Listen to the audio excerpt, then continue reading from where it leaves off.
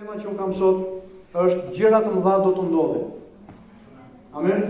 A prisni për gjëra të mëdha të ndodhin në jetën tuaj apo? Sa për ju prisni gjëra të mëdha të ndodhin?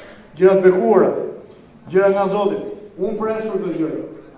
Dhe dëshiroj të inkurajoj sot nga fjala e Zotit që edhe ju të prisni për këto gjëra të mëdha të ndodhin. Do të lexojmë nga Veprat e Apostujve kapitulli 3 vargu 1 deri në vargun e 11. Emri i Jezusit, gjëra të mëdha do të ndodhin. Të dilën e kaluar tema ishte emri i Jezusit, atë që kam do ta jap. Sa ndryshe do të ishte bota nëse të krishterët dhe Kisha e Zotit do ta vendosë këtë parim në praktik. Bota do të ishte shumë ndryshe. Lexojmë nga vargu i parë. Por Pietri dhe Gjoni po ngjiteshin bashkë për në tempull rreth orës së 9 në orën e lutjes, që korespondonte orës 3 pasdite. Dhe aty ishte një njeri i çaj që prej lindjes, të cilin e sillnin çdo ditë dhe e lidhin afër derës së tempullit, e quajtur e Bukura, për të kërkuar lëmosh atyre që hynin në tempull. Ai kur pas se Pietri dhe Gjoni po hynin në tempull, u kërkoi lëmosh. Atëherë Pietri me Gjonin, duke ulur syt mbi të, i thanë: "Na shiko, vështrona mbi ne." Atëherë ai po i shikonte me kujdes, duke shpresuar se do të merrte ndonjë gjë prej tyre. Por Pietri tha: "Unë nuk kam as argjend as ar, por atë që kam, unë po ta jap." A mund thoni atë që kam? Unë po ta jap. Sa do doja që ky të ishte leitmotivi edhe vizioni i secili prej nesh në jetën tonë. Të jetojmë jo për të konsumuar, jo për të qenë në qendër të jetës me veten, po për të dhënë. Por Pietri tha: "Unë nuk kam as argjend, por atë që kam po ta jap në emër të Jezu Krishtit Nazarenas, çu edhe ec." Në sensin njerëzor duket çmenduri apo? Të lutesh në një mënyrë të tillë ndërkohë që ti aty pranë ke kë, të paralizuarin që nga lindja, të çajin që nga lindja. Mirë, Pietri dhe Gjoni nuk e lanë vetëm brenda kuadrit të një lutje të thjeshtë. Shikoj se çfarë thot vargu i 7. Dhe si e kapi nga dora e djathtë, pra Pietri i shtrin dorën, e kap nga dora, e ngriti në këmbë, dhe në atë çast ju forcuan këmbët edhe nyjet. Imagjinoni një person që s'ka ecë kurrë në jetën e vet, nuk ka strukturën muskulore të gjymtyrëve të poshtme në gjendje që të mbajnë peshën trupore. Për këtë arsye, Luka që shkruan librin e Veprave të Apostujve si doktor, si mjek që ishte, na jep këto, se kemi dhe mjek këtu, do të jemi të kujdesshëm, na jep këto detaje. Shikoj se çfarë thot Luka. E kapi nga dora e djathtë, ngriti në këmbë dhe në atë çast ju forcuan këmbët dhe nyjet. Dhe me një të hodhur, me një të kërcyer, u ngrit në këmbë dhe filloi të ecë dhe hyri me ta në tempull duke ecur, duke u hedhur dhe duke lavdruar Perëndin. Imagjinoni gëzimin e pabesueshëm që ky njeri po përjetonte për herë të parë në jetën e tij. Ai po ecte, madje nuk po ecte, po kërcente. Ai nuk po ecte siç ecte normalisht, po nga gëzimi, ai po kërcente pufti. Ndërkohë që Pietri dhe Gjoni po ecnin, ai po kërcente dhe po hynin së bashku brenda në tempull. Dhe gjithë populli e pa, duke ecur dhe duke lavdruar Perëndin, dhe e njohën, e kuptuan që ai ishte ai që rrinte ulur, lyps ishte ai njeriu që kërkonte lëmosh përpara derës së bukur të tempullit për të kërkuar lëmosh, dhe u mbushën me habi dhe çudi për atë që kishte ndodhur atij. Atëherë ndërsa i çali që ishte shëruar vinte ngjitur pas Pietrit dhe Gjonit, i gjithë populli i çuditur rendi drejt tyre tek portiku i quajtur i Salomonit. I gjithë populli tani ndiqte 3 persona. Pietrin dhe Gjonin që ishin apostujt Krishtit, por edhe personin që kishte qenë më parë i çal dhe pak minuta më parë ishte shëruar. Ata po ndiqnin nga prapa dëshmin. Zoti kishte bërë një mrekulli, një vepër në mesin e tyre. A dini që gjithmonë njerëzit do të ndjekin veprën e Zotit? Dëshmin. Ja pse është kaq shumë e rëndësishme që Kisha e krishterë, kudo në botë, veçanërisht në qytetin tonë, jetët tona të jenë dëshmi, të flasin, vetë jeta jonë të flasë për kë, të rrezatojë për Krishtin, për veprën e tij madhështore. Vëllezër dhe motra, ne do të ndryshojmë jetën tonë. Ne mund ta bëjmë këtë duke besuar në Krishtin. Ne mund të ndryshojmë familjen, qytetin, shoqërinë, kur ne kuptojmë kë fuqinë e mesazhit, atë që kam, unë do ta jap. Të dielën e kaluar bëm një analizë të gjatë dhe të gjerë të mungesës së madhe që Pietri kishte në jetën e vet. Ata e dinin që nuk ishin superheroinj e fjalës së fundit që njerëzit në kulturën e tyre kërkonin. Ata nuk ishin përgjigjur për të gjitha gjërat, madje ata thonë, nuk kemi arë dhe argjend për të dhënë, për atë që kemi, ne do ta japim. Sa për ju shkujtoni mrekullinë e shumëfishimit të bukëve në mal. Zoti po kërkonte diçka, i po kërkonte 5 bukë dhe 2 peshq. Mirë, po turmat ishin me mira, ishin 5.000 burra, ishin disa mira gra dhe fëmijë. 5 bukë dhe 2 peshq. Në sytë e dishepujve të Krishtit nuk ishin ndonjë vlerë për të ushqyer mirat e njerëzve në mal. Por në sytë e Zotit ishin fara e mrekullisë.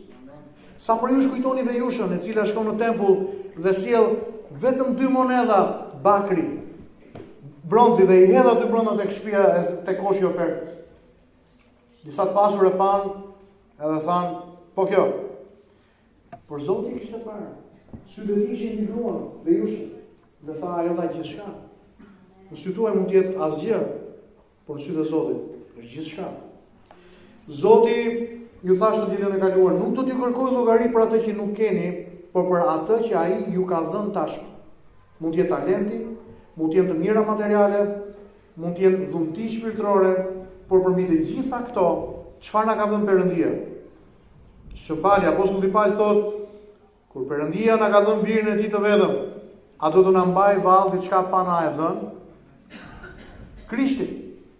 Kjo është dhurata më e madhe, e pa merituar për nesh. Kur Zoti na ka dhënë Krishtin, ne çfarë do të bëjmë? Ne jemi thirrur që të japim Krishtin, të japim dashurinë e tij. Si e përdorni ju kohën, parat, marrëdhëniet, familjen, punën, të gjitha këto? Ju a ka dhënë Zoti. Familja vjen nga Zoti. Nuk e krijuat ju. Çiftin baba dhe nën. Unë nuk krijova kohezionin, lidhjen, unitetin mes babait dhe nënës time. Ata u deshën. U dashuruan me njëri tjetrin. Unë erdha për natyre, në atë familje. Pra familja vjen nga Zoti. Ne e gjejmë, na jepet. Si e përdorim familjen? Koha vjen nga Zoti. Është dhuratë. Si e administrojmë ato? Para, gjithçka që kemi vjen nga Zoti. Si e administrojmë ato? Kam besimin se Zoti është duke i thënë dikujt këtu sonte se ai kërkon që ju t'i jepni mbrapsht atij diçka. Zoti u bën përgjegjës për administrimin e asaj që ju ka dhënë. T'japësh atë që ke, shkurton distancën me Zotin dhe njerëzve, këto jo kam thënë djeli që shkoj. T'japësh atë që ke, çfarë si edhe ringjallje, çfarë solli tek kiçali, shërimin, mrekullinë. Nëse nuk e jep atë që e thirrur t'japësh, do të të merret, nëse e jep, do të marrësh më shumë. Amen. Mirë, po ne kemi pengesa në jetën tonë për të dhënë. Dhe një nga pengesat e mëdha është frika. Frika. Një pengesë tjetër është harrojmë vlerën e asaj që kemi. Jetojmë sikur të mos a kishim. Një pengesë tjetër është shqetësimi tek kësaj jete, tek kësaj bote. Kjo e bën të pa efektshme farën që Zoti ka vendosur tek ne. Çfarë mendimi keni për të çalin tek porta e tempullit?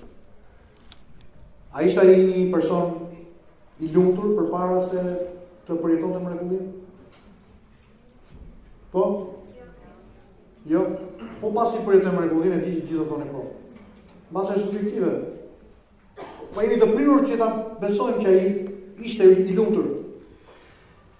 Cila ishte arsyeja mungesës së lumturisë në jetën e këtij të çali para se i përjetonte shërimin? Para se i përjetonte transformimin? Tani, nëse hedhim vështrimin ton mbi Shqipërinë dhe shqiptarët, në shumicën tonë, çfarë mendimi keni? A janë shqiptarët e lumtur apo janë të palumtur?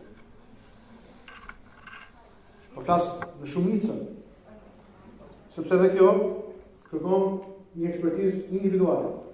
Por edhe tek individi ka momente lumturie dhe ka momente jo lumturie. Por në pjesën më të madhe. Po si mund t'i japim përgjigje kësaj pyetje nëse në fillim nuk flasim pak për lumturinë? Cili është mendimi i shumicës për lumturinë? Çfarë e bën njeriu të lumtur? Dikush tha që lumturia është kur jeta ti plotson nevojat e tua. Por cilat janë këto nevoja? Mirëqenie.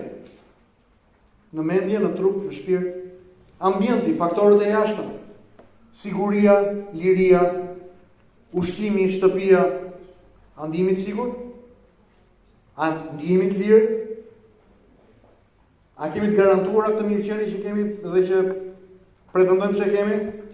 Marrëdhëniet, si është jeta jonë sociale me njerëzit të tjerë, eksperiencat, kënaqësia, eksperiencat e gëzimit, dashuria, të ushqyerit,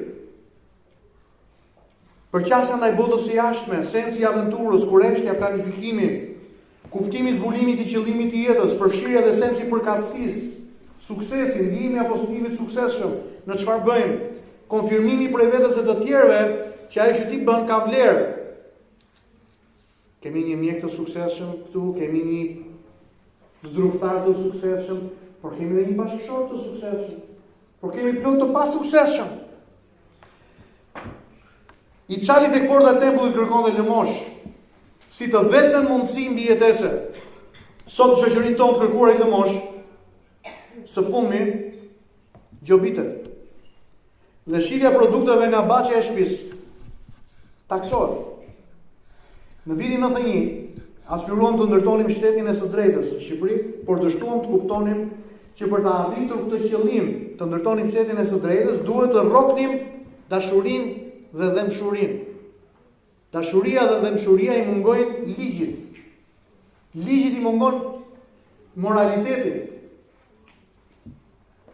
Ndërkohë që pjesa më e madhe e njerëzve në vendin tonë rend të sigurojë të ardhura, mirëqenien, në mënyrë që të sigurojnë mbijetesën, kjo është pjesa më e madhe, një pjesë e vogël rend të sigurojë më shumë që të arrijë lumturinë.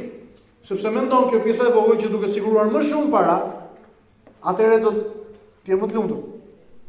Dikush ka thënë, paraja mund të blejë një shtrat, por jo gjumin, libra, por jo diturinë, finesë, por jo bukurinë e vërtet, shtëpinë, një shtëpi, një apartament, por jo familjen, mund blej ilaçet, por jo shëndetin, mund të blej luksin, por jo kulturën, mund të blej argëtimin, por jo lumturinë, madje mund blej një varse me një kryq, por jo një shpëtimtar. Paradoksi i njeriu është se shumë njerëz shpenzojnë para të cilat nuk i kanë, për gjëra të cilat nuk kanë nevojë, në mënyrë që të impresionojnë njerëzit të cilët nuk i pëlqejnë. Njeriu kërkon të fitojë para në mënyrë që të jetë i lumtur dhe gjithçka e tij përkushtohet drejt arritjes së këtij qëllimi, drejt arritjes së lumturisë, por shpejt lumturia harrohet, ajo mbetet e fundit në rendin ton për më shumë. Paraja nuk ka mundur të bëjë dot një njeri të lumtur dhe në vetë natyrën e saj nuk ka asgjë që të prodhojë lumturinë. Sa më shumë njeriu ka, aq më shumë ai priret dhe kërkon të ketë. Në vend që paraja të mbush një boshllëk, ajo krijon një të tillë. Në rast se plotson një dëshirë, dyfishon ose trefishon dëshirat në një mënyrë tjetër. Çfarë do të shkrijmë i shenjtë? Më mirë pak me frikën e Zotit, me bekimin e tij, se sa shumë dhe me shqetësime. Tani, a mundet njeriu të përkufizojë vetë thelbin e qenies së tij? Kushtet e ekzistencës njerëzore, vetjeta, lindshmëria, vdekshmëria, shumësia, toka, gjithë aktiviteti ynë toksor, nuk mundet të shpjegojnë kurrë se çfarë jemi. Arsyeja është e thjeshtë, të gjitha këto gjëra nuk na kushtozojnë në mënyrën absolute. E thënë ndryshe, gjërat me cilësi natyrore nuk na ndihmojnë të japim përgjigje pyetjes kush jemi, çfarë jemi ne. Vetëm Zoti mund të përkufizojë thelbin e njeriu. I çali tek porta e quajtur e bukura, ishte në qendër të asaj jete të cilën një filozofe hebre, Ana Arendt, e quan vita aktiva, nga latinishtja, e cila përfshin gjithë veprimtarinë njerëzore. Me vita aktiva ajo nuk kuptonte jetën e paqet, nec otium, me një dignitet shumë të kufizuar për shkak se i shërben nevojave. Sipas këtij kuptimi të jetës për njeriu, të gjithë jemi duke operuar në këtë rrafsh. Vita aktiva. Në rrafshin e jetës aktive në përpjekje të vazhdueshme për t'ia dalë, për t'u bërë për të arritur, për të mbërritur një jetë e paqt, mungon.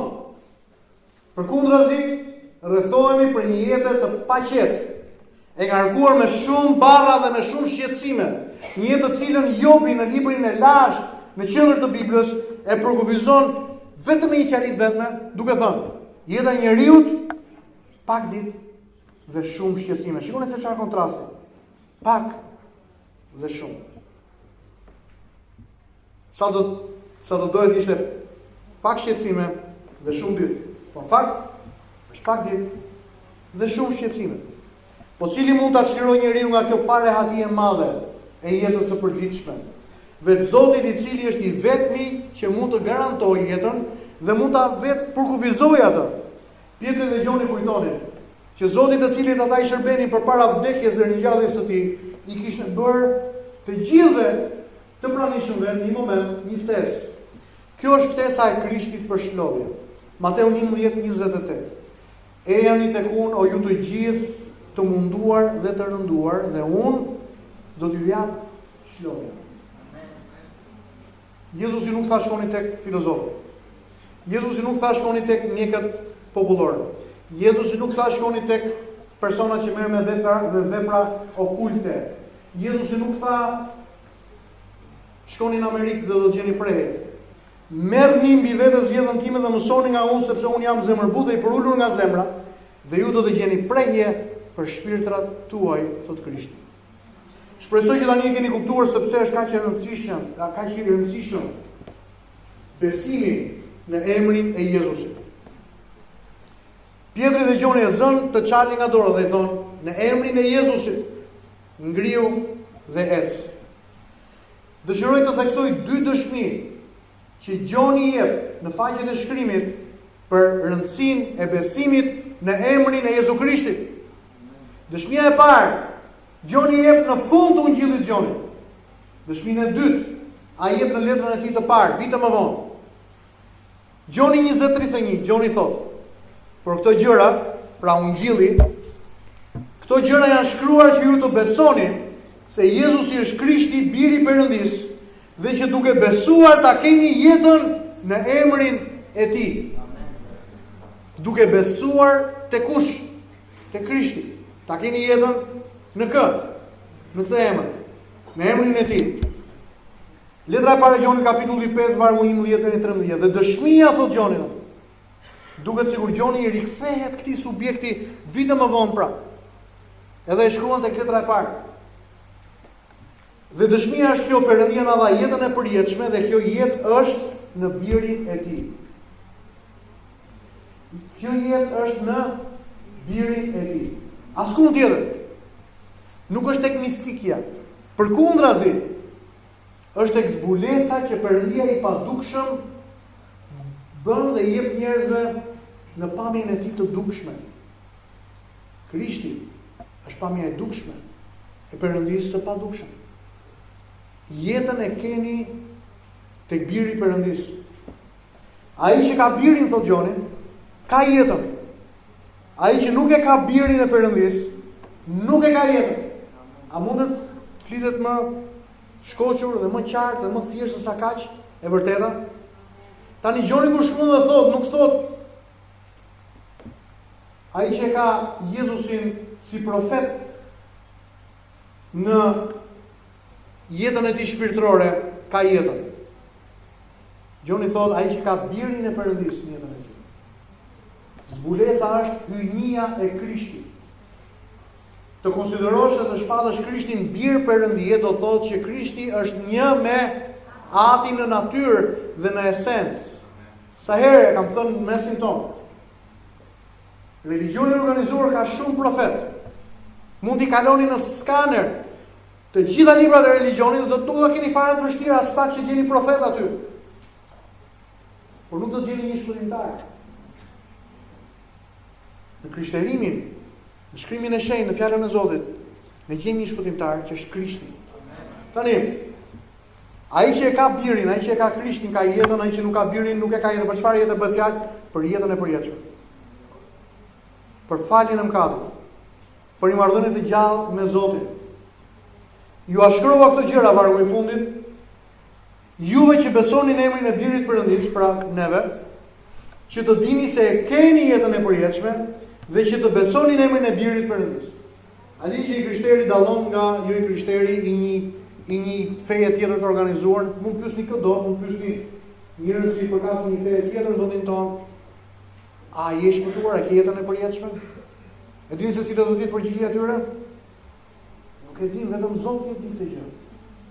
Garancia dhe siguria që kanë besimtarët e krishterë në jetën e përjetshme buron prej të vërtetës synore të zbuluar. Fjala e Zotit është hapur dhe qartë. Ata që kanë birin kanë jetën. Ata që nuk e kanë birin në jetën e tyre nuk e kanë jetën. Shumë qartë Perëndia na zbulon që vetëm në emrin e Jezu Krishtit gjendet jeta e përjetshme, shpëtimi, falja e mëkateve, hyrja në familjen e Atit dhe fuqia për një jetë fitimtare.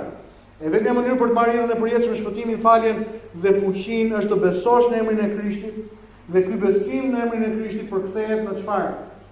Në një mënyrë tjetër të jetuari. Jeta e një besimtari vërtet duhet dallojë nga jeta e një personi që është fetar apo është jashtë quhetur besimtar. Thirrja e apostullit nga thellësia e burgut Filipis, falni, ka një njëjtin efekt shpëtimi nëse besimi i zemrës bashkohet me këtë thirrje. Beso në Zotin Jezu Krisht dhe do të shpëtohesh ti dhe shtëpia jote. Shpëtimi i individit, shpëtimi i familjes, shpëtimi i shoqërisë gjendet në fuqinë e një emri.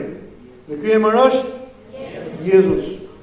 Madje Romakët 10:13 pali shkruan dhe thotë, kushdo që do të thërras emrin e Zotit do të shpëtohet. Sa për ju kujtoni thirrjen e Bartimeut të verbër, i cili dëgjoi që Jezus i Nazaretit po kalonte aty pranë diku. Edhe thret. Edhe ky ishte një lypës, i urmonte në mosh, sepse ishte i verbër dhe ishte i pamundur që të punonte, dhe thret. Jezus, biri i Davidit, ki mëshirë për mua. Jezus, biri i Davidit, ki mëshirë për mua, i friste për mëshirë, friste për ndihmë. Jezus i dëgjon dhe i thotë, ma sillni këtu. Bartimeu në ngritjen e tij hedh mantelin e lypsit poshtë dhe shkon të takojë Krishtin. Jezus i drejton pyetjen, çfarë do që unë të bëj për ty? Të shoh Zot, shëro mua. Me njëherë Jezus i prek dhe drita e syve të tij kthehet, një dritë që i kishte parë që nga lindja e tij. Cili do që do thras emrin e Zotit, do të shpëtohet. Thirrja e dishepujve në barkë në mes të stuhisë, Jezus po mbarojmë, ta shpëto. Jezus i ngrihet në mes të barkës me një fjalë vetëm që qetson stuhin. Dhe kështu i shpëton dishepujt e tij. Thirrja e Jezusit kur të mungon paqja, sepse ai është princi i paqes, ai është në gjendje të sjellë paqe në familjen tonë. Thirrja e Jezusit kur mungon shërimi fizik, sepse ai është Zoti i shërimit. Çfarë lexuam nga Pietri? Me anë të burratave të Krishtit, plagëve të tij, ju jeni të shëruar. Ai është në gjendje të sjellë dhe të derdhë shërimin. Thirrja e Jezusit është në gjendje të çlirohet nga frika dhe nga pasiguria përpara një betejë jetësore. Thua, Jezus, kam nevojë për ty. Thras në emrin tënd, ti ke premtuar, kushdo që do thras në emrin tënd, do të shpëtohet. Thirrja e Jezusit është në gjendje do të jap fitore. Përteksa Jezusi i inkurajon dishepujt të luten në emrin e tij. Sepse Pietri dhe Gjoni nuk e krijuan ekuacionin e shërimit të këtij të panjorit tek porta e tempullit në asgjëja. Ata që e prekën dhe e ngritën dhe thanë në emrin e Jezusit ngrihu dhe ec. Ata lutën për herë të parë në publik në emrin e Jezusit. Në fakt Krishti kishte urdhëruar ata që të luteshin në këtë mënyrë. Gjoni 14 vargu 13 dhe 14, Jezusi thotë: "Dhe çfarëdo që të kërkoni në emrin tim, në emrin e kujt? Në emrin e pastorit. Kush po e shkruan? Në emrin e kujt shikoni poshtë? Gjoni, po? Është kapitulli 14 i Gjonit. Lutemi në emrin e Shën Gjonit. Jezusi këtu thotë në fakt, çfarëdo që të kërkoni në emrin tim, unë do ta bëj, që Ati të përlëvdohet në birin. Nëse do të kërkoni diçka në emrin tim, unë do ta bëj. Nuk thotë, edhe mund ta bëj. Edhe mund mos ta bëj. Shoh si do silleni. Ose si do të jem quhet atë mëngjes. Shpesh në filma na ka ndodhur të shohim një çift i cili është jashtë në mbrëmje. Qielli ndriçon për yjeve, magji. Dhe të dy ata, vajza dhe djali, vështrojnë drejt qiellit plot yje. Pa prit mas një yll, shkëputet. Ndriçon më shumë qiellin mbi fytyrat e tyre. Tani ky është momenti ku në film thuhet, shpreh një dëshirë. Shpreh një dëshirë. Unë shpresoj që marrëdhënia juaj me Krishtin të mos jetë ngritur vetëm i bazat e plotësimit të një dëshire, por të jetë një marrëdhënie e ngritur me një dashuri të dy anshme, të dy kashme. Tregojini Krishtit se sa e doni, sepse dashurinë e tij nuk ka nevojë ai që ta tregojë. Nuk kemi nevojë ta vëmë në provë. E ka treguar tashmë. Tregohet një histori ku një fëmijë të vogël që del përpara Krishtit dhe thotë: "O Zot, tregoj se sa më do." Dhe Jezusi thotë: "Të dua." "Po sa shumë, ma trego." Dhe Jezusi thotë: "Shumë të dua." "Po sa, ma trego." Dhe Jezusi thotë: "Kaq shumë." Dhe hapi krahët e tij, duart e tij në kryq. Duart e tij që u të shkuan prej goshtëve. Tregojini atij se sa e doni, se sa e çmoni, se sa e admironi, se sa e adhuroni. Këndoni një këngë në mëngjes. Bekoni emrin e tij të shenjtë, ndërsa bota është duke na vështruar ngultas me shpresë se do të marrë diçka prej nesh. Tek Gjera, në një nga emisionet e fundit, nuk kam qenë një pozitë lehtë. Gjera u drejtua dhe më tha: "Ama tha, pse keni dështuar ju? Pse keni dështuar ju? Pse nuk bëni diçka ju që kjo shoqëria jonë që vuan kaq shumë të transformohet? Pse nuk komunikon shpresë komuniteti besimtarëve? Pse nuk komunikon dritën, fitoren, energjinë e bekuar që vjen nga Zoti? Dhe bota po shikon ngultas me shpresë se do të marrë diçka prej nesh." Kujtoni të çali tek porta e tempullit. Gjoni dhe Pietri i thanë: "Vështron mbi ne, shiko tek ne." Unë nuk e di se çfarë pa vërtet i çali tek porta e tempullit, ndërsa vështroi syt e Gjonit dhe të Pietrit, po jam i prirur të besoj se kur ai pa Pietrin dhe Gjonin, ai pa dritë, ai pa shpresë, ai pa energji, ai pa një lloj fuqie që buronte prej tyre. Çfarë tha Jezusi dishepujve të vet? "Ju që do të besoni tek unë, brenda jush do të buroj, do të gufoj një burim ujë të gjallë që gufon një jetë të përjetshme. Brenda jush është e derdhur dhe duhet manifestohet natyra e Zotit." Vepra 3:16. Mëtej, ndërkohë që Pietri dhe Gjoni merren në pyetje nga hetuesia e kohës, nga kleri fetar, ata i thonë: "Dhe për besimin në emrin e Jezusit, ky njeri të cilin ju po e shihni dhe njëni u forcua në emrin e tij dhe besimi që është nëpërmjet tij, i dha shërimin e plotë të gjymtyrëve në praninë e të gjithë dhe ju." Vëllezër, kjo histori vazhdon. Të gjithë ne mund të themi, ndërsa ndajmë me njerëzit në shoqërinë tonë, veprën që Zoti ka bërë për ne. Më kujtohet që në vitin 93, unë lindita dhe një grup të rish, vitin 93, një pjesë e juve s'kisha lind atë. Shkonim në Elbasan, unë dhe lindita, dhe ndanim unë gjilin në qytetin e Elbasanit. Mirë po Zoti kishte hapë edhe një derë në një fshat që quhet Hajdaran, e quhet Elbasanit. Një fshat që s'kishte rrugë makine, do të esim ja 45 minuta në këmbë neve për të shkuar në fshat. Zoti kishte hapë një shtëpi, fshat, edhe mblidheshin fshatar nga gjithë fshati aty dhe më dëgjoni mua ndërsa ndaja fjalën e Zotit, unë gjithë luteshin për njerëzit, për nevojat e tyre. Zoti po bënte një punë vërtet të bekuar, kishim një grup rreth 30-40 vet. Një të shtunë, sepse ne shkonim të shtunave. Vjen një grua me vajzën e saj 14 vjeçare në këtë takim. Dhe thot, o pastor thot, ju e thoni që Jezusi është mrekullibërës, edhe ai është mjeku hyjnor. Çfarë mendon tha? Mendon që vajza ime mund të shërohet, Jezusi mund ta shërojë vajzën time? E kam çu tha kudo, tek një popullor, e kam çu tek persona që i shkruajnë letra magjish. Mirë po çdo vit që çelin lulet, gjithë trupi i saj mbushet me ekzem. Kishte alergji, po të një shkallë një niveli shumë të lartë. Po i them sa koka që vajza vuan. Që kur ishte 2 vjeçë. Ajo tani ishte 14 vjeç. Dhe imagjinoni merakun e nënës. Për një vajzë e cila ishte krijuar në mënyrë kaq të bukur nga Zoti, Mirë po kishte një problem fizik në lëkurën e saj. E shikojmë vajzën dhe ishte vërtet një gjendje e tmerrshme. Nuk ishte një pjesë në lëkurën e saj që ishte normale.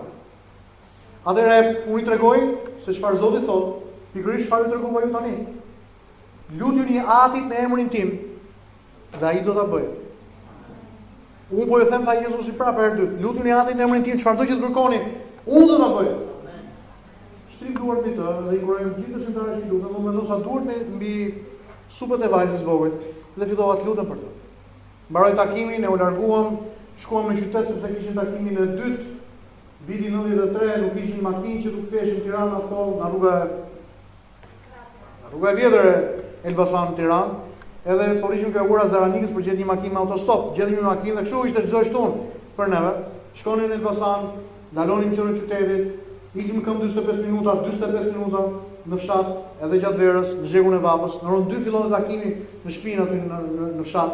Mbaronin në orën 4, ktheheshim në orën 5:15, bënin takimin tjetër në qytet. Dhe pastaj nga ora 7:48 e darkës shpresonin që Zoti do siguronte një automjet në vitin 93 për të kthyer në Tiranë. Dhe Zoti gjithmonë ishte besnik, ai gjithmonë siguronte një automjet që ne të ktheheshim në Tiranë. Javën tjetër, shkojmë në qytetin e Elbasanit, zbresëm nga ai autobusi i vjetër dhe nisemi bashkë me Lindinën për të shkuar në fshat. Ndërkohë që afrohemi shtëpisë ku ne bënim këto takime, në borrin e shtëpisë, tek veranda e shtëpisë në fshat, shikojmë që nga shtëpi të ndryshme të fshatit po shkonin njerëz të grupuar në 3, 4, 5, 2 dhe të gjithë me shpejtësi drejt asaj shtëpi. Edhe unë i them Lindinës, wow, mos ka ndodhur një rast vdekje, se ju keni parasysh. Kur ndodh një rast vdekje, solidariteti njerëzor nuk mungon, kulturën tonë dhe është bekim që ne gjendemi njerëzve pranë. Edhe pyesni ata fshatarë dhe ku po shkon? Ke shtëpia Filanit. Në fakt Filani ishte mikpritësi ynë, ai ishte burri që hapte takimin për ne. Ai ishte drejtori i shkollës aty në fshat. Dhe po çka ka ndodhur që po shojnë gjithë këto njerëz? Oh, ka ndodhur një mrekulli, Amen. Ishte një mrekulli, ishte një dëshmi që kishte ndodhur. Zoti kishte bërë diçka dhe të gjitha njerëzit po shkonin. Kur ne shkojmë në shtëpi, ishte vështirë kalonim nga porta e shtëpisë nëpërmes oborrit për të shkuar tek veranda ku bëhej takimi zakonisht me 30-40 njerëz, sepse aty kishte rreth 200 vete. Futemi brenda, takoi Zoti në shtëpisë, edhe i Zoti i shtëpisë nuk do ta harrojmë thotë. Po pastor, po ne kena problem pa mua. Pse e them? Po shtëpia ime tha nuk është ndërtuar tha me majt ka shumë këtë peshë këtu në shtëpi fshati tha më trasë. Po i them mos i shpuan çka kanë. Po ja tha dëgjoj. Gruaja që solli një javë më parë vajzën, që vonte nga ekzema akute. Po qëndronte aty pranë. Dhe tha, pastor, do të tregoj një histori. Ju largutha nga fshati ynë pasi ti bëre lutjen bashkë me grupin e besimtarëve. Ju i keni pasur pastaj ardhën në Tiranë. Ne shkuam në shtëpi, tha, unë po e ekzaminoja, po e kontrolloja vajzën, tha, që diçka kishte ndodhur trupin e saj. Asgjë tha në fakt nuk kishte ndodhur. Tham atëherë kush mrekullia? Prit tha. Kaloj darka, hëndër bukun në darkë edhe ushtrime fjetë gjumë, të nesëm me mjesta, shkoj ke kërvati gocës dhe shikoj, komplet fëmijë tjetër. Nga koka deri tek fundi i gishtrimet të këmbës, lëkura ishte komplet e restauruar. Si lëkura një bebe e vogël, kaq e pastër, nuk ishte asnjë njollë dhe asnjë pikë ekzeme. Po i them po si u bën unë kjo? Po ti tha do ta dish më mirë se unë. I them po çfarë bëre ti pastaj? Unë dha s'mund të risha dot në shtëpi. Dola jashtë shtëpista dhe fillova të bërtas në rrugën e fshatit, fillova të trokas dyert e shtëpive në fshat dhe them, "Eni dhe shikoni, Jezusi ka shëruar vajzën time." Tani unë i them po kush goca? Ajo tha po nuk e shef këtu në anën tonë. Në fakt unë nuk e njihja që ishte vajza. Sepse vajza për cilën ne ishim lutur ishte mbuluar nga drekzat, puçrat që kullonin gjak një javë më parë në trupin e saj. Dhe Zoti kishte shëruar atë vajzë. Në emrin e Jezusit ka fuqi. Në emrin tim tha Jezusi tek Ungjilli sipas Markut kapitulli 16. Ju do dëboni demonët, do vendosi duart mbi të smurët dhe ata do të shërohen. Amen.